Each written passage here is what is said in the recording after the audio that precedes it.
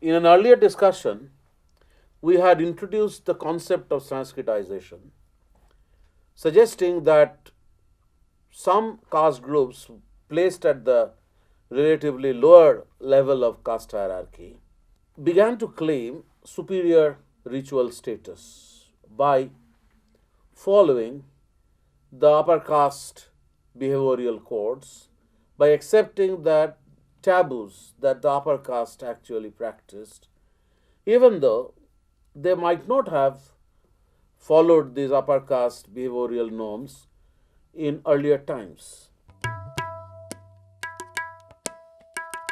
Some sociologists like M. Srinivas label this as Sanskritization.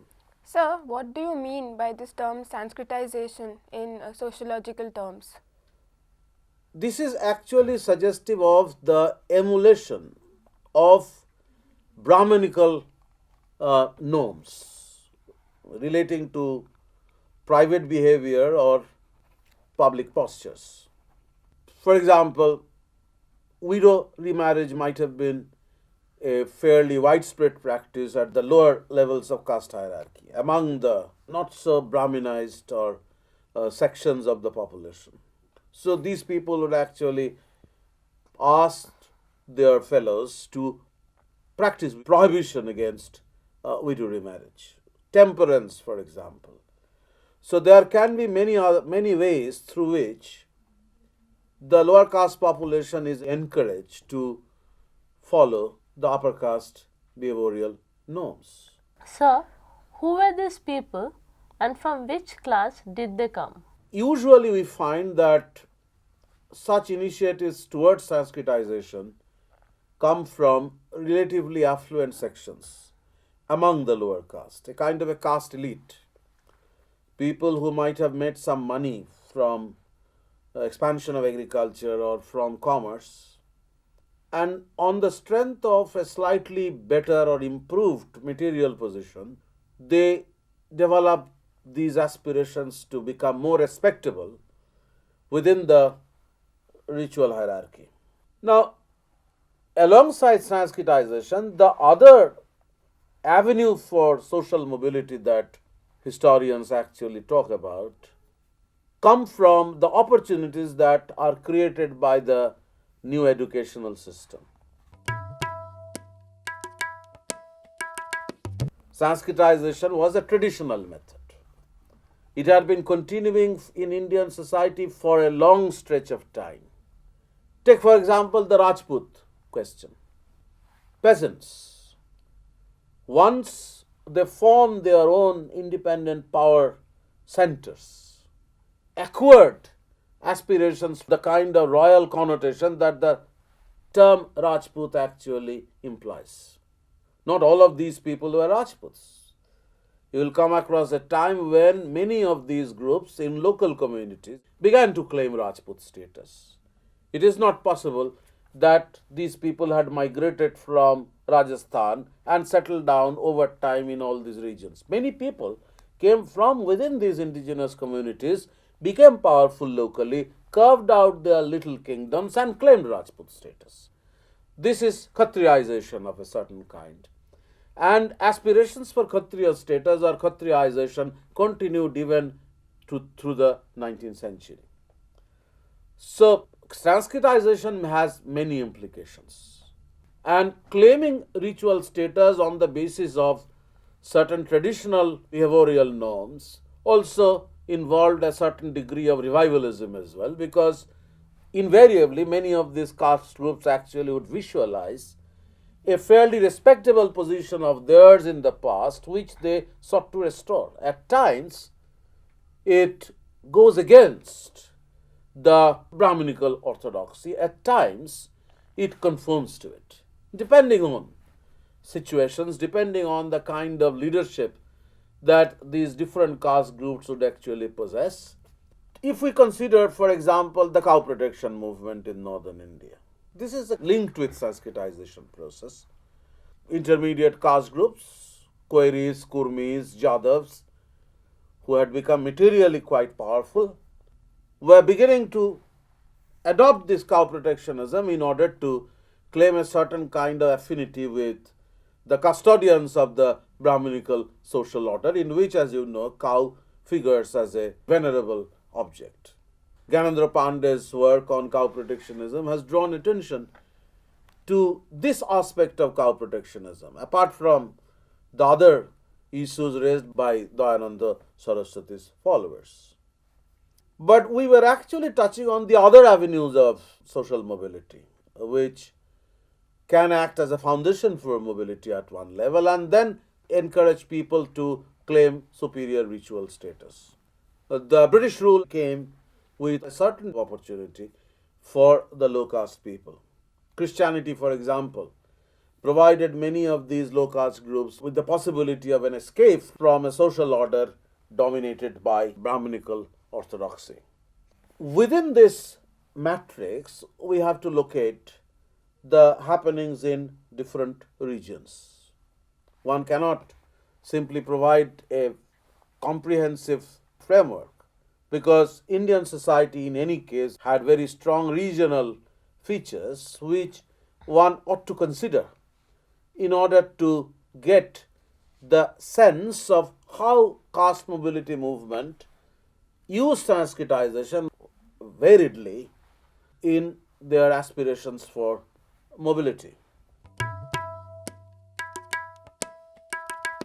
Let us take, for example, the case of Bengal. We have a community in southern part of Bengal concentrated in districts like Midnapur or southwest Bengal, Mahishyas. There was an ongoing Mahishya movement in the 19th century whereby this peasant caste, sections of which became very materially wealthy, started claiming Kshatriya status, claiming that they were offsprings of Kshatriya rulers. Similar aspirations for superior caste status within the Varna system, claiming Kshatriya status, were seen among the Rajvanshis in northern Bengal. Something which sociologists describe as the Kshatriya movement. It was not limited to Bengal alone. You may come across similar tendencies in other parts of the country as well. So, this was one aspect of caste mobility which was linked with Sanskritization.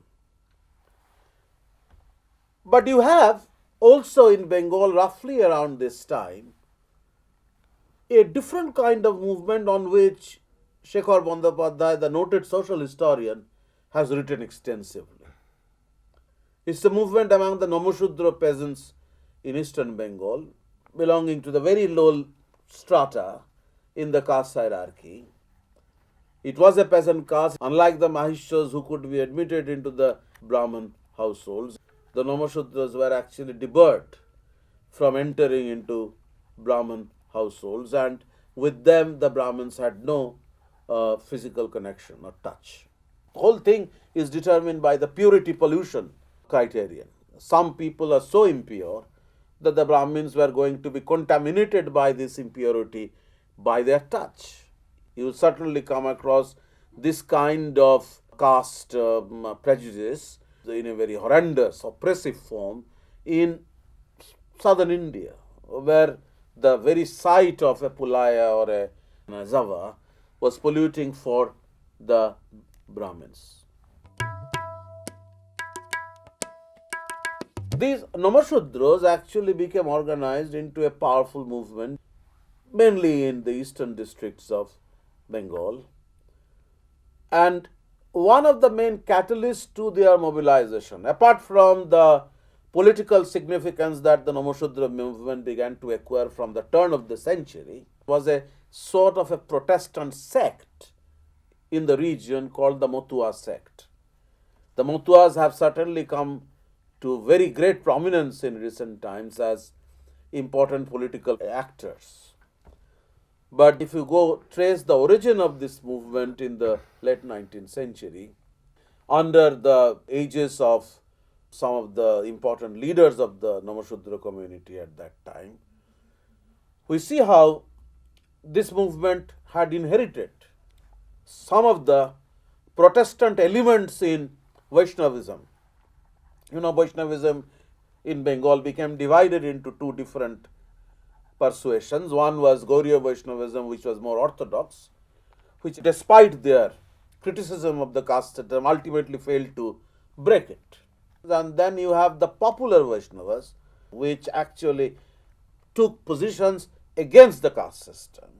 Matuas inherited this tradition and organized a movement in eastern Bengal.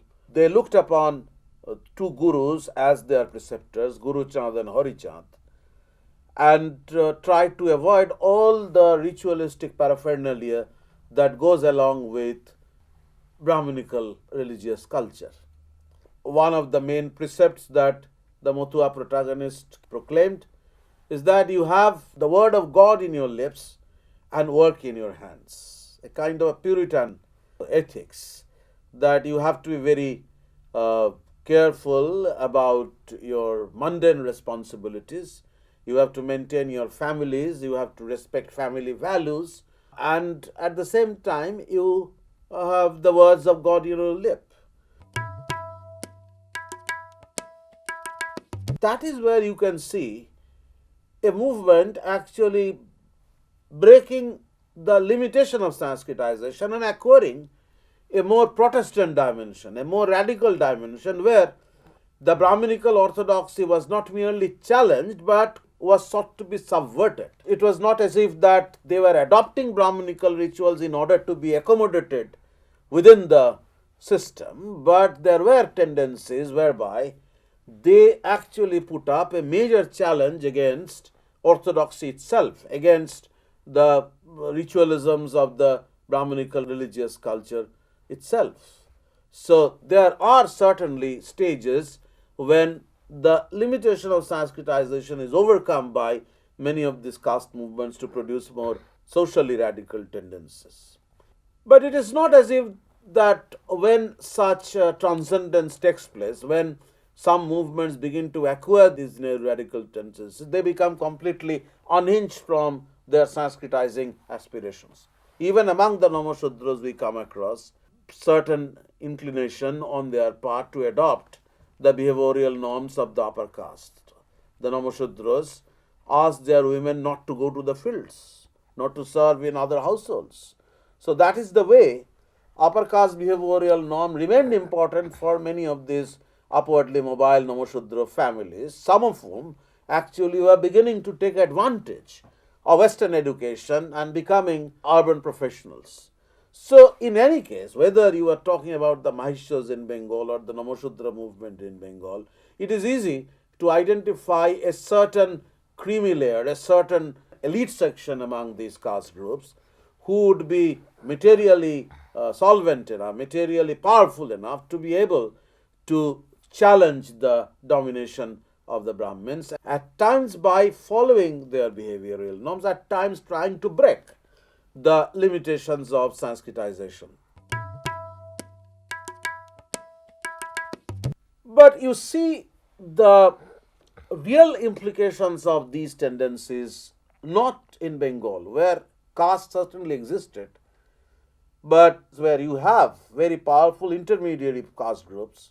They existed as buffers between Brahminical order and the lower orders of people. In those regions where these buffers didn't exist, where you do not come across powerful groups in the middle layer of the caste hierarchy, the protest movements became also more forthright, more articulate, and more virulent against the Brahminical social ideology. And something, yes. Sir, what was the nature of this radical movement? Partly I have answered this question by talking about the Matua sect, that even though sections of the Namashudra movement would actually be happy by adopting upper class behavioral norms, the Matuas came up with a radical ideology. Not merely by trying to find a space within the system, but actually defying it.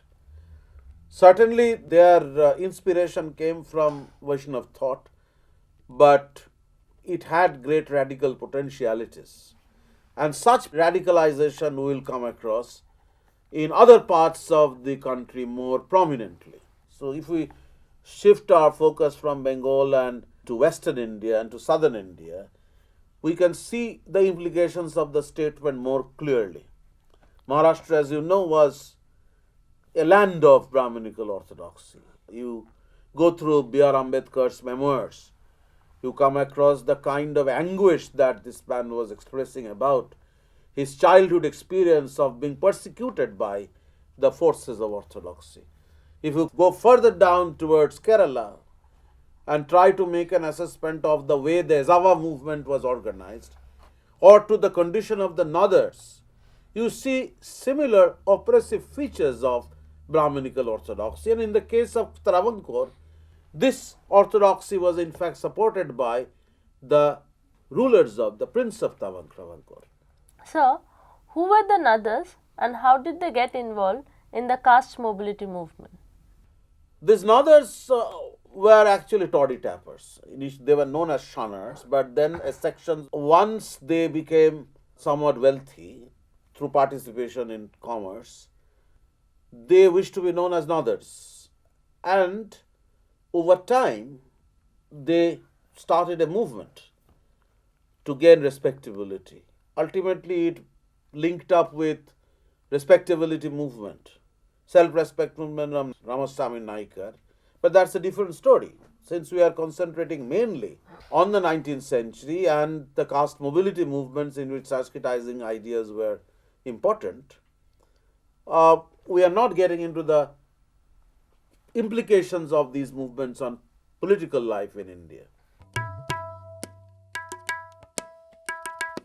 But to return to the point that we are making about some movements capable of transcending the barriers and becoming more radical, we can look at Maharashtra, the movement that was initiated by Jyotirao Phule.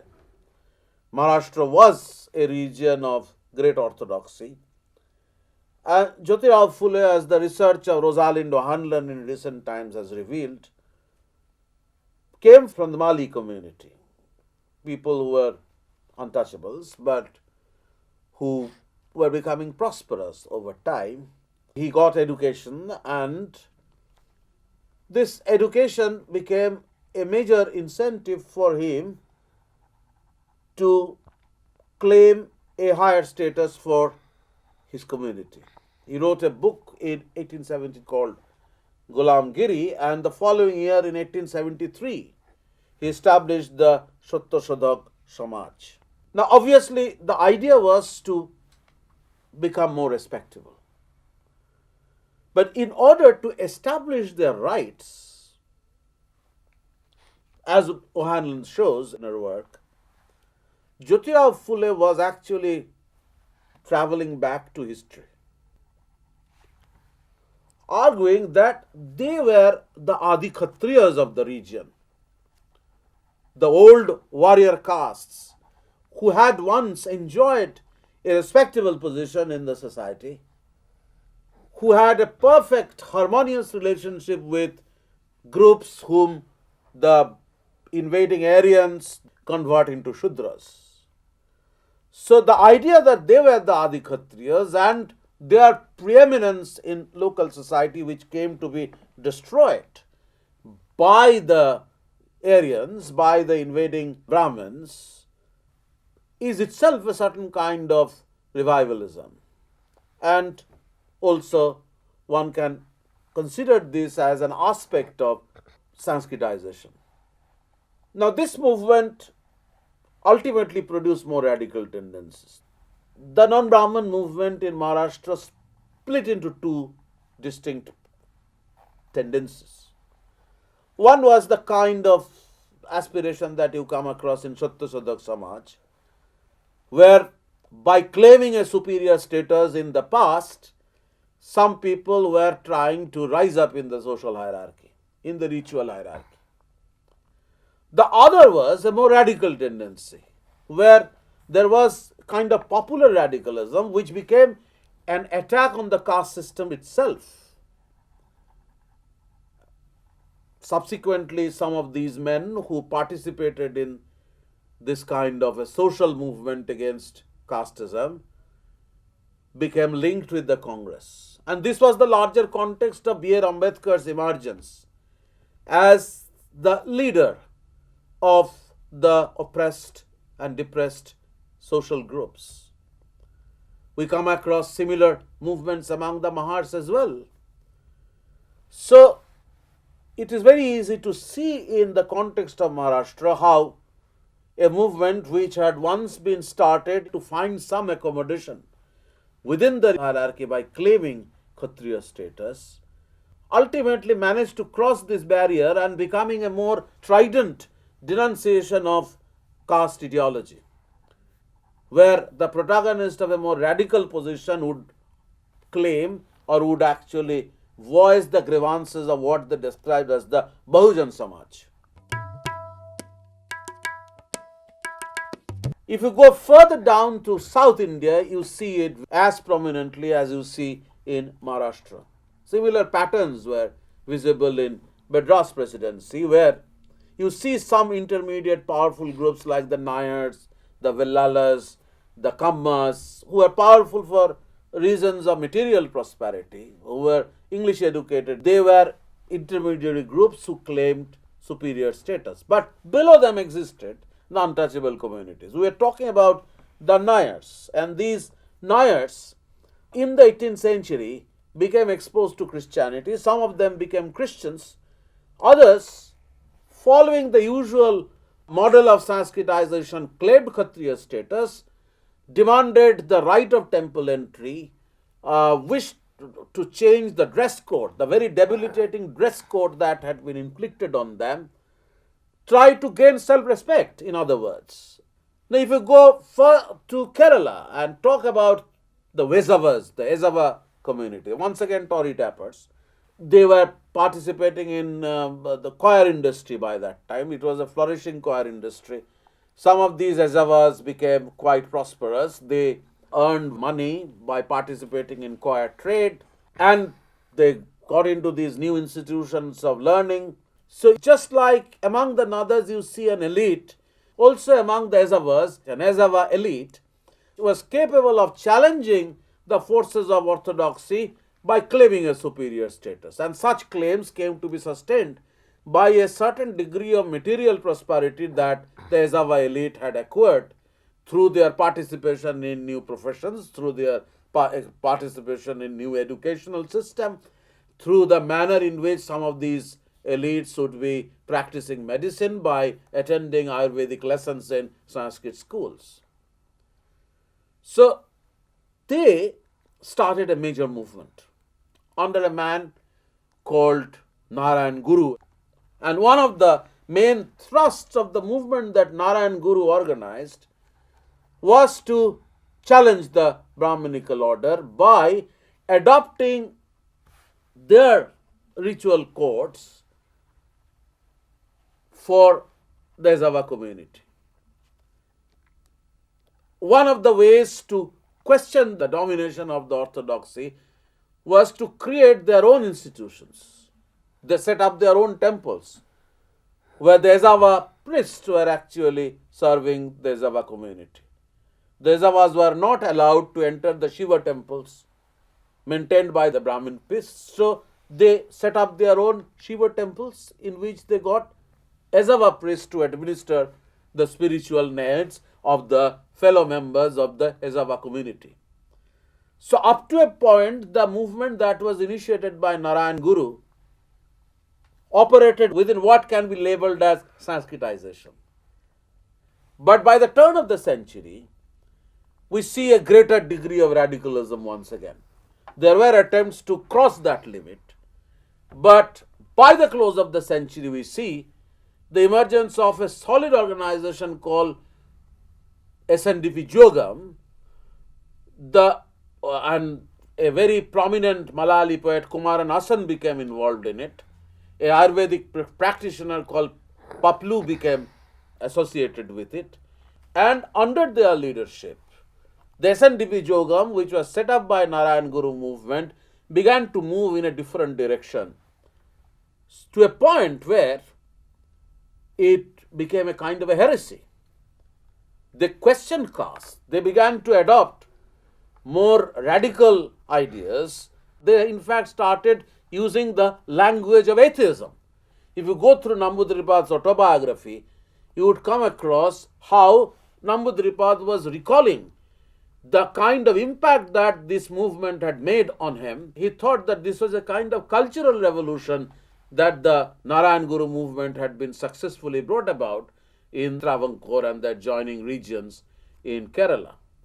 So this is once again another instance of how the narrow confines of Sanskritization was ultimately broken and a far more comprehensive challenge against casteism, against orthodoxy was mounted.